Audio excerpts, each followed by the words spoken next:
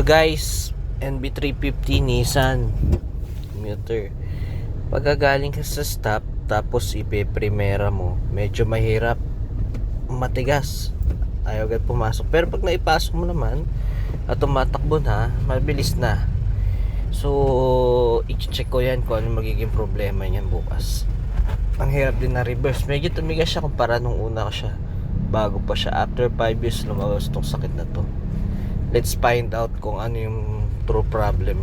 So after checking, eto nga yung nakita ko.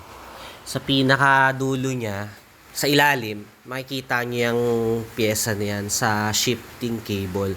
Pagpansin niyo, durog na siya. So naghanap ako ng pyesa niya, wala akong makita. Nagpunta ako sa pagawa na rubber bushing at doon ko napagawa siya. At ngayon okay na, malambot na ulit yung pagkambyo from stop to primera. So, sana meron din ganyan kapares na problema, makatulong ako. Magkano lang ginastos ko? 150 pesos. Tapos na. Thank you.